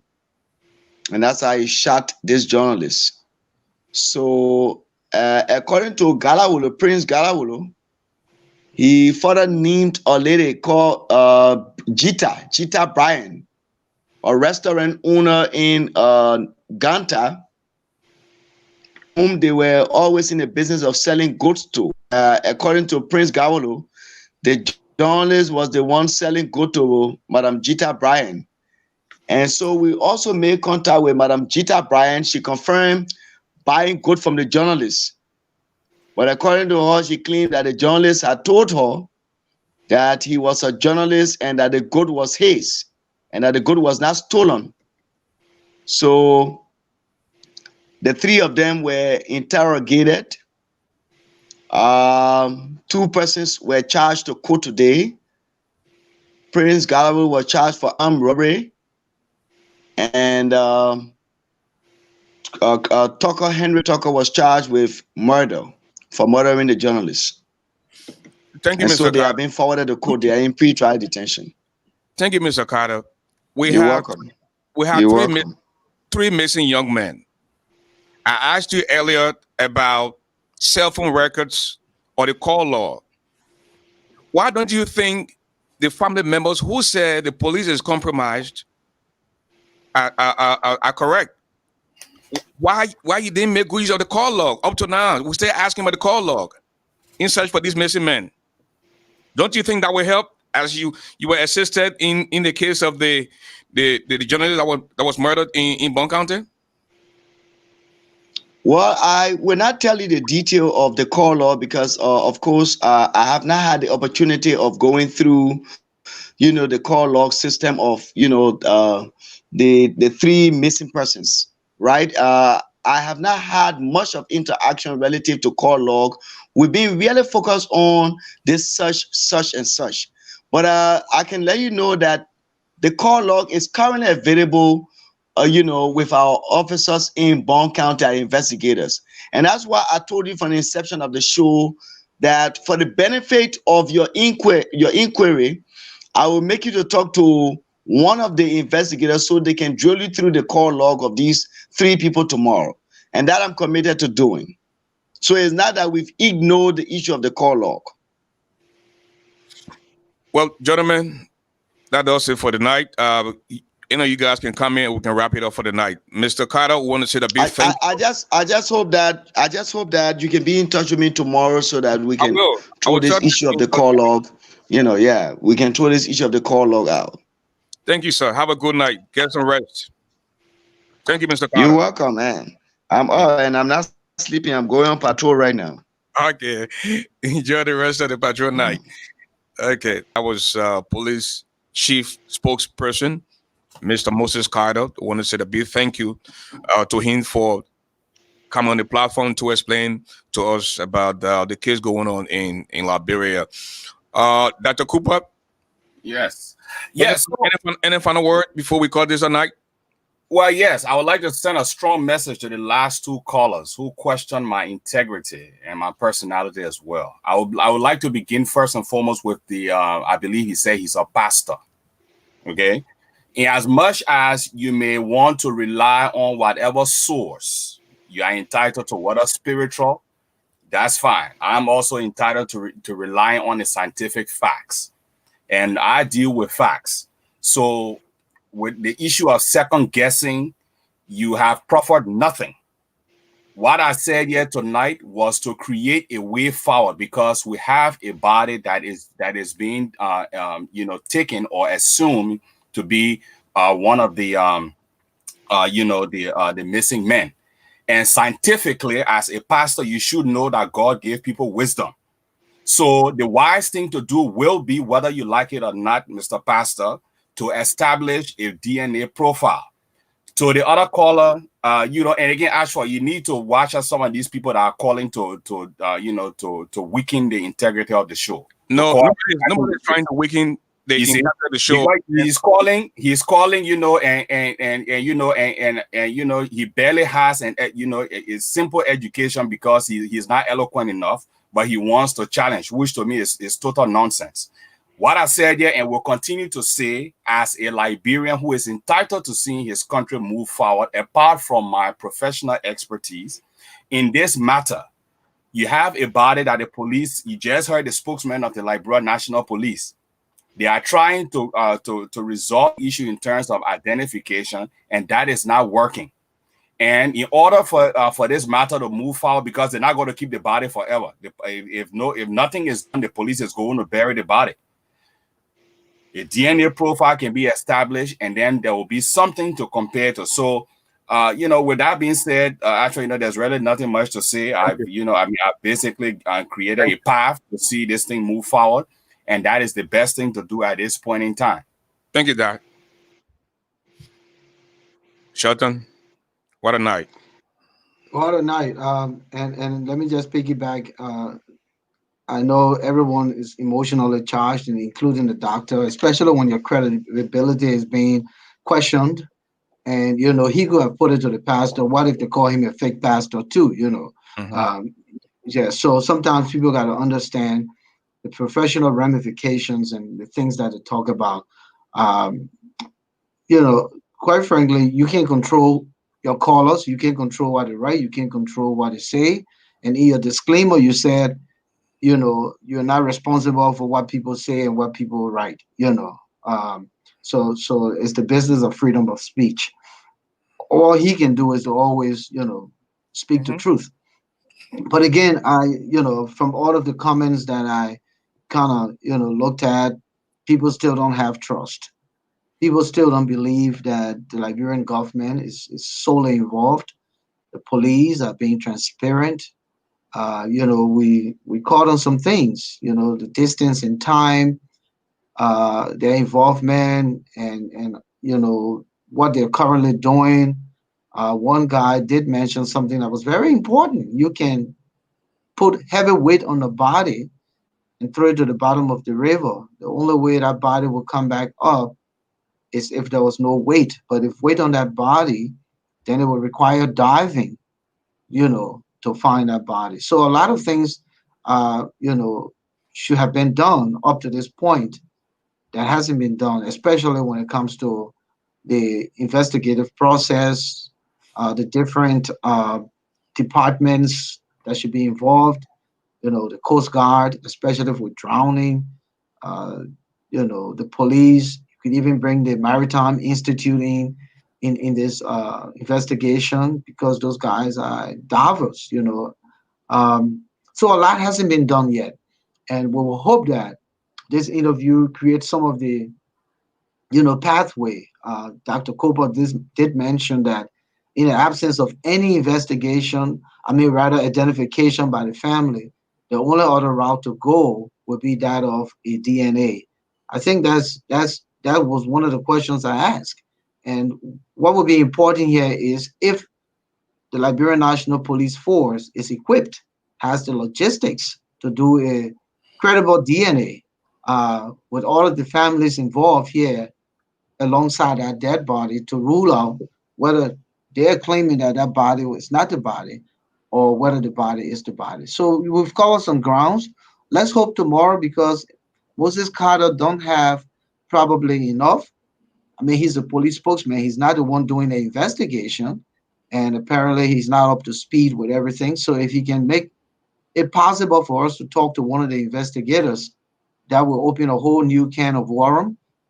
We talked about a call log just to see what they know about when was those guys last in contact via telephone, and what else they know so far in the investigation. Who is the person of interest? Who are the prime suspects? As of yet, we know only 3 people who survived, but according to Carter, they've been released with a lawyer on bail or bond. So many things yet we've not answered. But you and I know that we're not going to rest. We're going to continue until we unearth the truth. So again, I thought it was a great night to have Mr. Carter come on, to represent the Liberian National Police Force and the government, alongside, the forensic scientist, Mr. or Dr. Cooper. Now, callers, we can't control what you think, we can't control what you say, but sometimes let's just be open-minded as we go along, so that we can address this. This is not a political issue right now. It's more of us trying to unearth the truth regarding, Liberians who are missing, alleged to be drowned, and we just want you to be as professional, sane, and speak the truth and ask questions that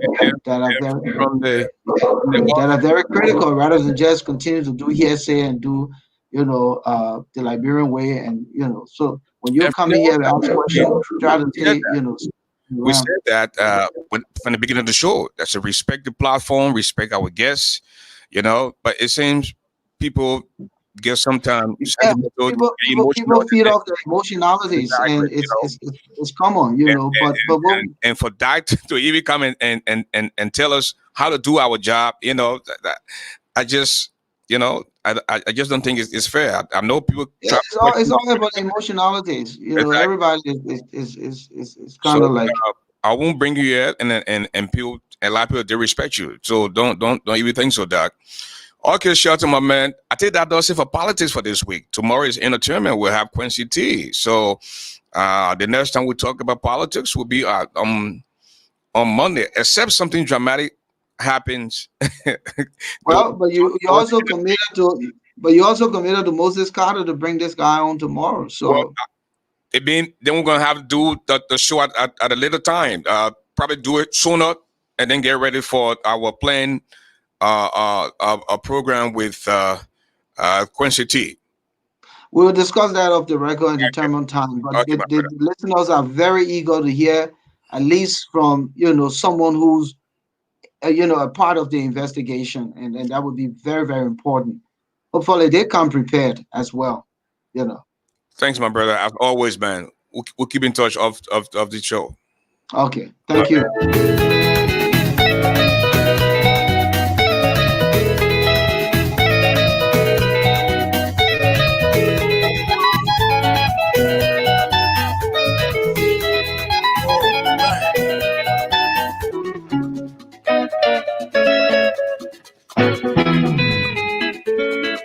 Well, folks, I'm afraid it's all the time we have to be with you tonight.